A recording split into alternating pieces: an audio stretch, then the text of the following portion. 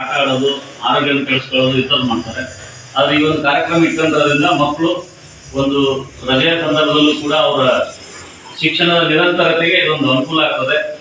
ಒಳ್ಳೆ ಕೆಲಸ ಇದು. ಇಂಥ ಕೆಲಸ ಮಾಡ್ಬೇಕಂದ್ರೆ ನನಗನ್ಸಿದ ಮಟ್ಟಿಗೆ ಸ್ವಾಮಿಯವರು ಬಹಳ ಪ್ರಯತ್ನ ಮಾಡಿ ಓಡಾಡಿ ಮಾಡ್ತಾರೆ ಅಂತಂದ್ರೆ ಇದೊಂದೇ ಅಂತಲ್ಲ, ಬಹಳಷ್ಟು ವಿಚಾರಗಳಲ್ಲಿ ನಮ್ಮ ಹತ್ರ ಹಾಗೆ ಹೇಳಿದ್ರು ಮಾತಾಡ್ತಾ. ನಮ್ಮ ಆಫೀಸ್ಗಳಿಗೆ ಬರ್ತಾ ಇರ್ತಾರೆ, ಚರ್ಚೆಗಳು ಮಾಡ್ತಾ ಇರ್ತಾರೆ. ಊರಿನ ಸ್ವಚ್ಛತೆ ಬಗ್ಗೆ ಆಗಲಿ, ಇನ್ನೊಂದ್ರ ಬಗ್ಗೆ ಆಗಲಿ, ಏನಾದ್ರು ಕೆಲಸಗಳಿದ್ರೆ ಎಲ್ಲದ್ರ ಬಗ್ಗೆ ನಮ್ಮ ಹತ್ರ ಚರ್ಚೆ ಮಾಡ್ತಾ ಇರ್ತಾರೆ. ಆ ಒಂದು ಭಾವನೆ ಅವರಲ್ಲಿ ಮೊದಲಿಂದನೂ ಇದೆ. ಅದು ಸುಮ್ಮನೆ ನಾಟಕೀಯವಾಗಿ ಏನೋ ಒಂದು ದಿವಸ ಮಾಡಿದೆ, ಓದೆ, ಫೋಟೋ ಬಂದೆ, ಮುಂದೆ ಅಂತ ಮಾಡೋದಲ್ಲ. ಅವರು ಹೆಸರು ಆ ಥರ ಮಾಡ್ಕೋಬೇಕಂತ ಏನು ಮಾಡ್ತಾ ಇಲ್ಲ. ನಾನು ವೈಯಕ್ತಿಕವಾಗಿ ಅವ್ರಿಗೆ ನಾನು ಪರಿಚಯ ಆಗಿ ಒಂದು ಇಲ್ಲಿ ಬಂದ್ಮೇಲೆ ಅವ್ರ ಮನೆ ಕಟ್ಟ ಮಾಡಿದ್ಮೇಲೆ ಪರಿಚಯ ಆಗಿದ್ದು 1.5 ವರ್ಷ 2 ವರ್ಷ ಆಯಿತು. ಅವಾಗಿಂದ ಇಲ್ಲಿವರೆಗೂ ಸುಮಾರು ಸಾರಿ ನಮ್ಗೆ ಏನೇ ಇದ್ರು ಆಫೀಸ್ಗಳಿಗೆ ಬಂದು ನಮ್ಮ ಸಹಕಾರವನ್ನು ಕೋರ್ತಾ ಇರ್ತಾರೆ ಮತ್ತು ಕೆಲವು ಸಲಹೆ ಸೂಚನೆಗಳನ್ನು ಕೊಡ್ತಾ ಇರ್ತಾರೆ. ನಾವು ಕೂಡ ಅದನ್ನು ಅದೇ ರೀತಿ ಸ್ವೀಕಾರ ಮಾಡಿ ಅದರಲ್ಲಿ ಏನು ಬದಲಾವಣೆ ಮಾಡ್ತಕ್ಕಂಥದ್ದು ಏನಿರುತ್ತೋ ಇರೋ ವ್ಯವಸ್ಥೆಯಲ್ಲಿ ನಾವು ಕೂಡ ಅದನ್ನು ಮಾಡ್ತಾ ಇದ್ದೀವಿ.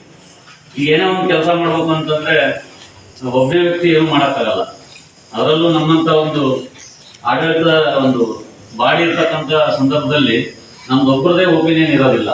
ನಾವು ಒಬ್ಬರೇ ಡಿಸಿಷನ್ ತಗೊಳಕ್ಕಾಗಲ್ಲ. ನಮಗೆ ನಮ್ಮದೇ ಆಗಿರ್ತಕ್ಕಂಥ ಒಂದು ವ್ಯವಸ್ಥೆ ಇರುತ್ತೆ. ಆ ಸಭೆಯಲ್ಲಿ ಚರ್ಚೆ ಮಾಡಿ ತೀರ್ಮಾನ ತಗೋಬೇಕು. ಯಾವುದೇ ಒಂದು ವಿಚಾರ ಇದ್ರೆ, ಏನೋ ಒಂದು ಕೆಲಸ ಆಗಬೇಕು ಅಂತಿದ್ರೆ ನಾವು ಆ ಸಭೆಯಲ್ಲಿ ತೀರ್ಮಾನ ಮಾಡೇ ಮಾಡಬೇಕು. ನಾವೊಬ್ಬನೇ ಡಿಸೈಡ್ ಮಾಡುವಂಥ ವ್ಯವಸ್ಥೆ ನಮ್ಮಲ್ಲಿ ಇಲ್ಲದೆ ಇರೋದ್ರಿಂದ ಕೆಲವು ಸಾರಿ ಅವರಿಗೆ ಕೆಲವು ವಿಚಾರಗಳಲ್ಲಿ ನೋವು ಆಗಿದೆ.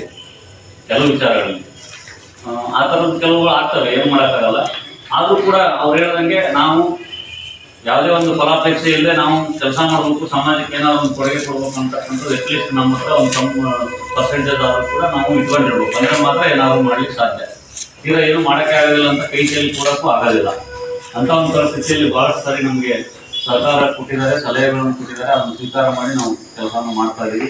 ಇನ್ನೂ ಕೆಲವು ಪರಿಸರ ದಿನಾಚರಣೆ, ಬೇರೆ ಬೇರೆ ಶಾಲೆಗಳಲ್ಲಿ ಶಾಲೆಯಲ್ಲಿ ಒಂದು ಕಾರ್ಯಕ್ರಮ ಮಾಡಿದ್ರು. ಆಮೇಲೆ ಜಡ್ಜ್ ಒಬ್ಬರು ಕರೆಸಿ ಕಾನೂನು ಅರಿವು ಬಗ್ಗೆ ಒಂದು ಪೋಕ್ಸೋ ಕಾಯ್ದೆ ಬಗ್ಗೆ ಒಂದು ಕಾರ್ಯಕ್ರಮ ಮಾಡಿದ್ರು. ಇಷ್ಟು ತುಂಬಾ ಆಕ್ಟಿವ್ ಆಗಿ. ಮತ್ತೆ ಅಲ್ಲಿ ಕಂಪ್ಯೂಟರ್ ಸೆಂಟರ್ನಲ್ಲಿ ಒಂದು ಕಾರ್ಯಕ್ರಮ ಮಾಡಿಸಿದ್ರು, ಅಲ್ಲೂ ಕೂಡ ಕರೆದಿದ್ರು. ಅಲ್ಲಿ ಕಂಪ್ಯೂಟರ್ ತರಬೇತಿ ಪಡೆದಂತ ವಿದ್ಯಾರ್ಥಿಗಳಿಗೆ ಪ್ರಶಸ್ತಿ ಕೊಟ್ಟು ಅವ್ರಿಗೊಂದು ಸೆಂಡ್ ಅಪ್ ಮಾಡಿ ಅವ್ರಿಗೆ ಹುಡುಗಿಸಿ ಮುಂದಿನ ಉದ್ಯೋಗಕ್ಕೆ ಜೀವನ ಅಂದ್ರೆ ಅವ್ರು ದೊಡ್ಡ ಹುಡುಗರು, ಡಿಗ್ರಿ ಅದೆಲ್ಲ ಮಾಡ್ತಕ್ಕಂಥ ಹುಡುಗರು, ಬೇರೆ ಬೇರೆ ಕೆಲಸಗಳನ್ನು ತೊಡಗಿಕೊಳ್ಳಿ ಅಂತಕ್ಕಂಥದ್ದು. ಹೀಗೆ ಸಾಮಾಜಿಕವಾಗಿ ಮಕ್ಕಳ ಬಗ್ಗೆ, ಶಿಕ್ಷಣದ ಬಗ್ಗೆ, ಊರಿನ ಒಂದು ಸ್ವಚ್ಛತೆ ಬಗ್ಗೆ, ಊರಿನ ಒಂದು ಯಾವುದೇ ಒಂದು ಕೆಲಸದ ಬಗ್ಗೆ ಅವರು ಇಚ್ಛಾಶಕ್ತಿಯಿಂದ ಭಾಗವಹಿಸಿ ತುಂಬಾ ಅನ್ಯೋನ್ಯವಾಗಿ ಎಲ್ಲರ ಜೊತೆಗೆ ಬರೋ ಕಾರ್ಯಕ್ರಮ ಮಾಡ್ತಾರೆ. ಅದೇ ರೀತಿ ಇವತ್ತು ನಮ್ಮ ಗ್ರಾಮ ಪಂಚಾಯತಿ, ನಮ್ಮ ಪಂಚಾಯತಿಗೆ ಮೇನ್ ಪಿಲ್ಲರ್ ಅಂದ್ರೆ ನಮ್ಮ ಪ್ರಭು. ಯಾಕಂದ್ರೆ ಎಲ್ಲೇ ಏನೇ ಆದ್ರೂ ಕೂಡ ನಾವು ಮಾಡಿರ್ತಕ್ಕಂಥ ಗಲೀಜನ್ನ ಫೋನ್ ಮಾಡಿ ತೆಗಿಬರ್ರಿ ಅಂತ ಹೇಳ್ತಾರೆ ಹೊರತು ಅವ್ರ ಮನೆ ಹತ್ರ ಯಾರು ಕ್ಲೀನ್ ಇಟ್ಕೊಳ್ಳೋಲ್ಲ. ಅಂಥದನ್ನ ಎಲ್ಲೇ ಏನೇ ಚರಂಡಿ ಇರಲಿ, ಏನೋ ಒಂದು ನಾಯಿ ಸತ್ತೋಗ್ಲಿ, ಒಂದು ಬೆಕ್ಕು ಸತ್ತೋಗ್ಲಿ, ಬೀದಿ ತಂದು ಬಿಸಾಕ್ತಾರೆ ಹೊರತು ತಗೊಂಡೋಗಿ ಯಾರು ಅದನ್ನ ವಿಲೇವಾರಿ ಮಾಡೋದಿಲ್ಲ. ಅದೇನಿದ್ರು ಅವನೇ ಮಾಡ್ತಾರೆ. ಹಂಗಾಗಿ ನಾವು ನಮಗೆ ಇಷ್ಟೆಲ್ಲ ಗೌರವ ಕೊಡೋದು, ಅಂಥವ್ರಿಗೆ ಗೌರವ ಕೊಡ್ಬೇಕಂತ ನಿಮ್ಮ ಮನಸ್ಸಲ್ಲಿ ಬಂದಿರೋದಕ್ಕೆ ನಾನು ತುಂಬಾ ಆಭಾರಿಯಾಗಿದ್ದೇನೆ.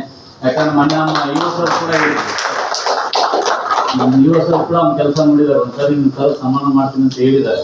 ಇನ್ನೂ ಅಂತ ಕಾರ್ಯಕ್ರಮಗಳು ಯಾವ ಖುಷಿ ಆಗಿಲ್ಲ, ಅದಾಗ ಅವ್ರು ಮಾಡ್ತೀನಿ ಅಂತ ಹೇಳಿದ್ರು.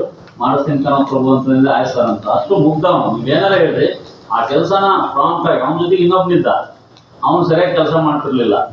ಅವನು ನಮ್ಮ ಸಿಬ್ಬಂದಿ ಎಲ್ಲರೂ ಅವನ ಮೇಲೆ, ಸಿಬ್ಬಂದಿಗಳು ಕೂಡ ಕಂಪ್ಲೇಂಟು, ಊರಾಗಿರೋ ಜನನೂ ಕಂಪ್ಲೇಂಟು, ನಮ್ಮ ಬಾಡಿಯವರು ಒಪ್ಪಲಿಲ್ಲ. ನಮ್ಮ ಬಾಡಿಯವ್ರಿಗೆ ಬೈಯವ್ರು ನಾವು ಹಂಗೆ ಮಾಡಿದ್ದಾರೆ, ಹೆಂಗೆ ಮಾಡಿದ್ದಾರೆ ಅಂತಂದು. ಹಂಗಾಗಿ ಅವ್ರು ಸಾಕಾಗಿ ನೀನು ಸಂಬಳ ಕೊಡ್ತೀವಿ ತೊಗೊಂಡು ಹೋಗಪ್ಪ ಅಂತ ಒಂದು ದಿವಸ ಅವ್ನು ಬಿಡಿಸ್ಬಿಟ್ರು. ಯಾಕಂದ್ರೆ ಕೆಲಸ ಮಾಡೋದು ಕೆಲಸದಿದ್ದ ಅವನು ಎಲ್ಲರೂ ಟೀ ಕೊಡ್ರಿ ಅನ್ನೋದು, ಅವ್ರಿಗೆ ದುಡ್ಡು ಕೊಡ್ರಿ ಅನ್ನೋದು ಮನೆಯವ್ರ ಹತ್ರ ಹಂಗೆಲ್ಲ ಕೇಳಿ ಈ ಹೆಸರು ಕೆಡಿಸಿಡೋನು. ಇವನು ಎಂದೂ ಆ ಥರದ್ದು ಕಂಪ್ಲೇಂಟ್ ಯಾರಿಂದನೂ ಬರಲ್ಲ. ಏನೇ ಇದ್ರು ಕೇಳಿದ್ರೆ 2 ದಿನ 3 ದಿವಸ ಏನಾದ್ರೆ ಬೇರೆ ಬೇರೆ ಕೆಲಸ ಇದ್ರೆ ಮುಗಿಸಿ ಕಳಿಸ್ತೀವಿ. ಹೋಗಿ ಪಾಪ ಅವನು ಏನು ಕೆಲಸ ಇರ್ತೀವೋ ಅದನ್ನ ನಾವು ಕಾಯದೇ ಬೇಕಾಗಿ ಇಂಥ ಹೋಗಪ್ಪ ಅಂದ್ಬಿಟ್ರೆ ಆಯ್ತು, ಅದು ಹೋಗಿ ಆ ಕೆಲಸ ಮಾಡಿ ಮನೆಗೆ ಹೋಗೋದು. ನಾವು ಮತ್ತೊಂದು ಮಾಡಿದ್ನ ಬಿಟ್ಟನಂತ ಕೇಳೋ ಅವಶ್ಯಕತೆ ನಮಗಿಲ್ಲ. ಅಷ್ಟು ಪ್ರಾಂಪ್ಟಾಗಿ ಅವ್ನು ಕೆಲಸ ಮಾಡ್ತಾನೆ. ಅಂತ ಸಿಬ್ಬಂದಿಯನ್ನು ಆಯ್ಕೆ ಮಾಡಿದ್ಬೇಕಾಯ್ತು ತಮಗೆಲ್ಲರಿಗೂ ನಾನು ಅಂತ. ಆಮೇಲೆ ನಮ್ಮ ಬಸವಣ್ಣವ್ರಿಗೆ ಮಾತು ಹೇಳಿದ್ರು, ಈಗ ಪ್ರವಾಸಕ್ಕೆ ತರಿಸ್ಬೇಕು ಹುಡುಗರಿಗೆ ಅಂತಂದು.